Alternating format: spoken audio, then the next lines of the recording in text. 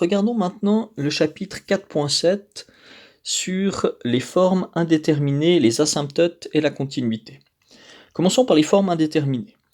Lorsque l'on applique les règles de calcul vues aux pages 97 et 98 du polycopier, il arrive que l'on tombe sur ces expressions-là, 0 sur 0, infini sur infini, 0 fois infini ou infini moins infini. On appelle ça une forme indéterminée parce que l'on ne peut pas savoir a priori ce que va donner la limite lorsqu'on est dans un de ces quatre cas. Cela va dépendre de chaque cas va devoir être traité séparément. Si on prend les exemples proposés ici en dessous, on a premier exemple ici la limite quand x tend vers 2 de x moins 2 sur 2 moins x. Si on remplace x par 2 en haut et en bas, on voit bien que l'on tombe sur 0 divisé par 0. Et donc on est dans un cas indéterminé comme en haut. Pour réussir à lever cette indétermination et savoir vers quoi va tendre cette fonction x-2 sur 2 moins x, eh bien on va essayer de transformer l'expression algébrique, si possible en mettant des choses en évidence pour pouvoir simplifier en haut et en bas par le même facteur. Donc ici, simplement en mettant un facteur moins 1 en évidence en haut, on peut changer les signes du x et du moins 2, et on voit apparaître 2 moins x en haut, 2 moins x en bas. On peut donc simplifier par 2 moins x. Il reste donc moins 1, limite quand x tend vers 2 de moins 1, c'est-à-dire moins 1. Donc dans ce cas, l'exemple 1, cette indétermination 0 sur 0, en fait, la fonction tend vers moins 1. Si on prend le deuxième cas, cette fois on a racine de x moins 2 sur x moins 4, on aimerait la limite de cette fonction quand x tend vers 4. Si on remplace en haut et en bas par 4, on voit bien qu'on tombe aussi sur le cas 0 sur 0. Donc on est de nouveau dans un cas indéterminé. Cette fois, on va factoriser le polynôme x moins 4 qui se trouve en bas en utilisant les identités remarquables. On obtient racine de x plus 2 fois racine de x moins 2. Racine de x moins 2 apparaît en haut et en bas, on peut donc simplifier par racine de x moins 2, et finalement on obtient la limite de x qui tend vers 4 de 1 sur racine de x plus 2. On remplace x par 4 et on obtient comme limite 1 sur 4. On voit donc qu'on a le même cas d'indétermination en haut et en bas, 0 sur 0, mais dans l'exemple 1 on obtient moins 1, dans l'exemple 2 on obtient un quart, donc pas la même chose. On va faire maintenant l'exemple 3. Alors, on cherche cette fois la limite quand x tend vers 2 de 2 moins x sur 8 moins x puissance 3. Si on remplace en haut et en bas par 2, eh bien on obtient 0 en haut, 0 en bas, donc on est dans un cas indéterminé. Indéterminé. Donc, on va essayer de simplifier l'expression du bas, de factoriser 8 moins x puissance 3. Donc on obtiendra la limite quand x tend vers 2 de 2 moins x en haut, et en bas, 8 moins x puissance 3, on peut le factoriser avec les identités remarquables de degré 3, et on va obtenir 2 moins x qui multiplie 4 plus 2x plus x carré. On voit donc apparaître un facteur 2 moins x en haut et un facteur 2 moins x en bas. On peut donc simplifier par 2 moins x en haut et en bas. Et il va rester la limite quand x tend vers 2 de 1 sur 4 plus 2x plus x carré.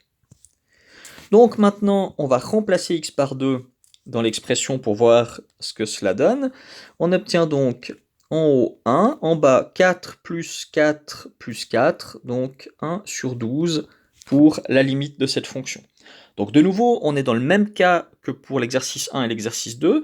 On a 0 sur 0, mais cette fois, la fonction tend vers 1 sur 12. Regardons maintenant l'exemple suivant. On a f de x qui est x carré, g de x 1 sur x, et h de x 1 sur x carré. On aimerait calculer la limite que l'on obtient lorsqu'on multiplie, quand on prend la limite de f de x fois la limite de g de x, lorsque x tend vers 0 de façon positive. Même chose avec f de x et h de x. Donc si on regarde ça, la limite de f de x quand x tend vers 0 plus f de x étant x carré, ça va évidemment être 0. La limite de g de x quand x tend vers 0, g de x étant 1 sur x, ça va être infini. Donc on a 0 fois infini. Si on prend cette fois la limite de f de x quand x tend vers 0 plus, on a aussi 0. Et la limite de h de x quand x tend vers 0 de façon positive, h de x c'est 1 sur x carré. Donc on obtient aussi infini. On a donc deux cas qui semblent identiques. On a 0 fois infini. Ce sont des cas qui font partie des cas qu'on a vus d'indétermination.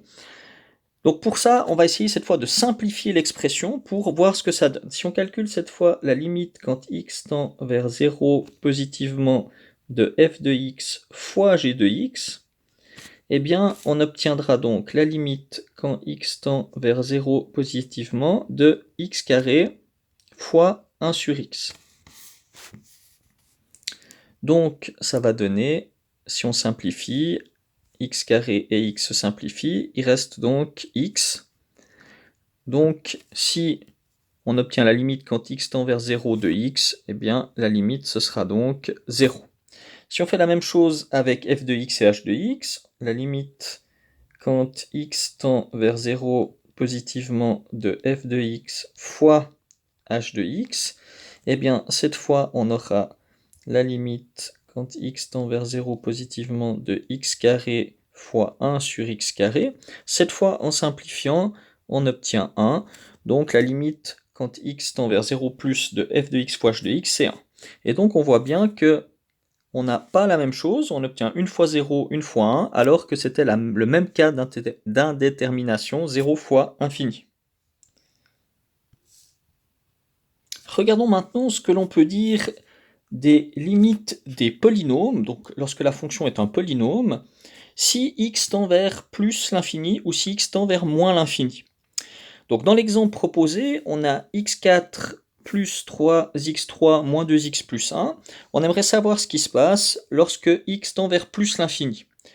On voit assez bien, assez facilement que cela va tendre, le polynôme va tendre vers l'infini. Si on veut le prouver de façon un peu plus rigoureuse, eh bien on prend la limite de ce polynôme et on met un x puissance 4, donc la plus grande puissance de x, en évidence.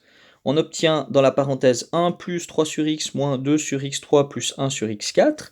Et quand on cherche la limite maintenant de cette expression, on voit que 3 sur x, ça tend vers 0, 2 sur x3 ça tend vers 0, 1 sur x4 ça tend vers 0, donc il ne reste plus que la limite de x4 fois 1, c'est-à-dire la limite de x4, lorsque x tend vers l'infini, et donc ça c'est clairement plus infini.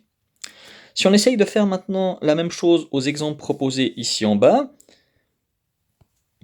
si on cherche maintenant la limite quand x tend vers moins l'infini de x4 plus 3x2 moins 2x plus 1, eh bien on va faire la même chose. On va donc mettre x4 en évidence. Il va rester dans la parenthèse 1 plus 3 sur x2 moins 2 sur x3 plus 1 sur x4. On tend vers moins l'infini, donc 3 sur x2 eh bien, va tendre vers 0. 2 sur x3 va tendre vers 0. 1 sur x4 va tendre vers 0. Il nous reste donc la limite quand x tend vers moins l'infini de x puissance 4. Et étant donné que la puissance est paire, eh bien, si l'on multiplie un nombre extrêmement petit par lui-même 4 fois, les signes moins vont disparaître et donc on va tendre vers plus infini. Si on fait la même chose avec le deuxième exemple, donc on va calculer la limite quand x tend vers plus infini de 7x3 moins 5x plus 2. On met donc un facteur x3 en évidence. On obtient dans la parenthèse 7 moins 5 sur x2 plus 2 sur x3. Le 5 sur x2 tend vers 0, le 2 sur x3 tend vers 0. Il reste donc la limite quand x tend vers plus infini de 7x3. Et donc, ici, lorsque x3 devient très grand, enfin x devient très grand, x puissance 3 lui aussi, le fois 7 ne va rien changer, on tend donc vers plus infini. Si on fait la même chose cette fois avec x qui tend vers moins l'infini, la limite quand x tend vers moins l'infini, on remet le x3 en évidence, on obtient 7 moins 5x2 plus 2 sur x3. Le 5 sur x2, le 2 sur x3 tendent vers 0. Il nous reste donc la limite quand x tend vers moins l'infini de 7x3. Et là, attention, x puissance 3, si le nombre devient très grand en valeur absolue mais avec un moins devant, eh bien x puissance 3 va tendre vers moins l'infini. Donc ici, on va tendre vers moins l'infini.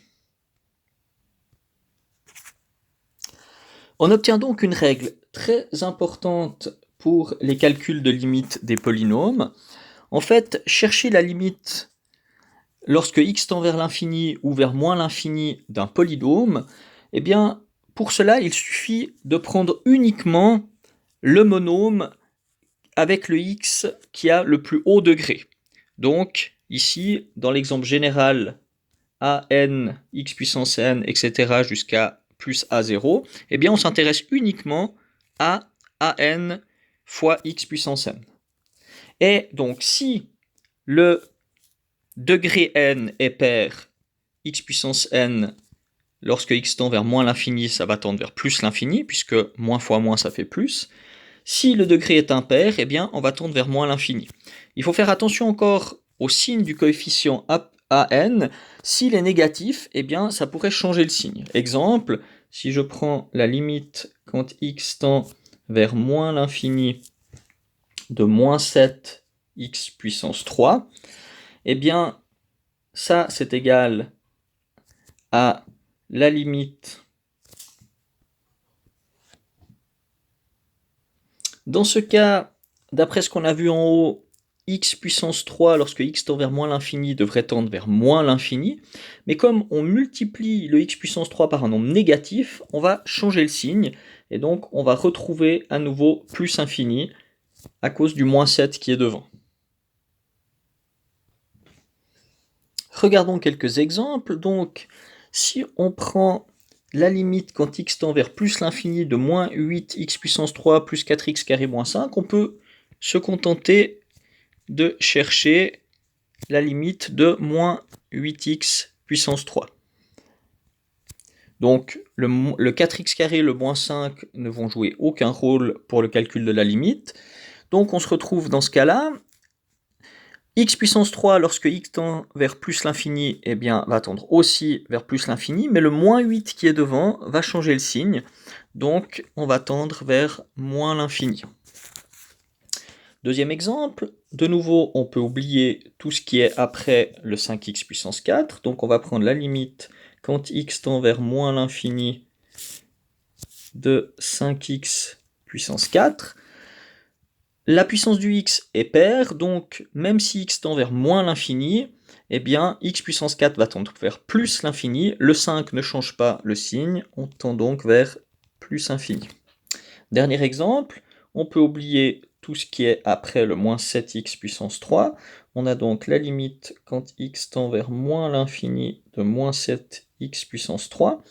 Le x puissance 3, lorsque x tend vers moins l'infini, comme la puissance est impaire, va tendre vers moins l'infini. Mais il y a le moins 7 devant qui va changer le signe, et donc on va tendre vers plus infini.